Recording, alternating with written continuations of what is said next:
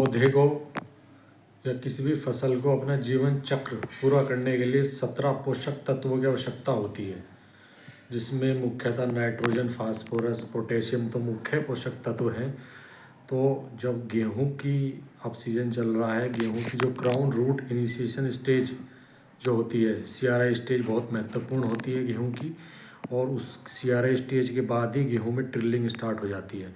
CRI stage गेहूं बोने के लगभग 20 से 25 दिन के बीच में आती है, जिसमें गेहूं निकलना स्टार्ट होता है, और हमें गेहूं की पहली सिंचाई CRI स्टेज पर 20 से 25 दिन के बीच में करनी चाहिए। अगर हम 20 से 25 दिन के बीच में सिंचाई नहीं कर पाते तो फिर गेहूं की पर प्रभाव पड़ता है, उसकी ट्रिलिंग कम हो जाती है।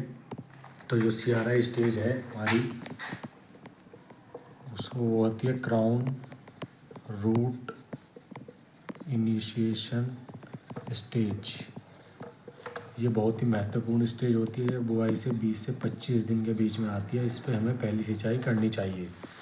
पहली सिंचाई करते वक्त हमें क्या क्या ध्यान रखना चाहिए? पहली सिंचाई करते वक्त हमें पानी बहुत गहरा नहीं लगाना चाहिए, हल्की सिंचाई करनी चाहिए। अगर हम गहरी सिंचाई करते हैं तो फिर खेत में पानी भर जाता है, और ज़्यादा पानी भरने के कारण, ऑक्सीजन की कमी के कारण गेहूं की फसल की जड़, गेहूं की जड़ पीली पड़नी स्टार्ट हो जाती है।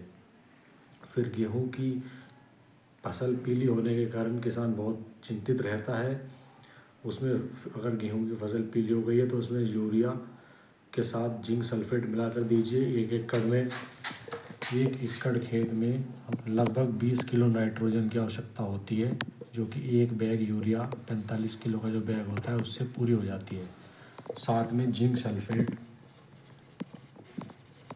33% वाला 6 से 7 किलो पर एकड़ हमें डालना चाहिए। और जो माइक्रो न्यूट्रिएंट्स होते हैं, माइक्रो न्यूट्रिएंट्स वो भी हमें 10 किलोग्राम पर एकड़ के हिसाब से डालना चाहिए। इसमें सूक्ष्म पोषक तत्व होते हैं, इसमें माइक्रो न्यूट्रिएंट्स होते हैं जो हमारी फसल को कम मात्रा में चाहिए होते हैं। मुख्यतः नाइट्रोजन, फास्फोरस, पोटेशियम मुख्य पोषक तत्व हैं। ये हमें ज़्यादा आवश्यकता में चाहिए होते हैं, इनकी ज़्यादा ज़रूरत होती है। और जो माइक्रो न्यूट्रिएंट्स होते हैं जैसे जिंक, कॉपर, फेरस, मैग्नीशियम, ये माइक्रो न्यूट्रिएंट्स हैं, ये कम मात्रा में हमें चाहिए। और नाइट्रोजन, फास्फोरस, पोटेशियम, नाइट्रोजन हमें लगभग 3 बार में देना चाहिए। पहला बेसल डोज में डालना चाहिए, दूसरा CRI स्टेज जो पहली सिंचाई की आवश्यकता होती है, और दूसरी सिंचाई के समय हमें डालना चाहिए।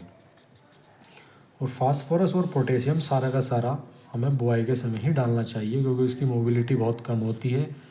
ये ज़मीन में बहुत ज़्यादा नहीं चल पाता, बहुत दिनों में जाके घुलता है। तो सारा का सारा पोटेशियम और फास्फोरस के खाद में बुआई के समय ही डालने चाहिए। धन्यवाद।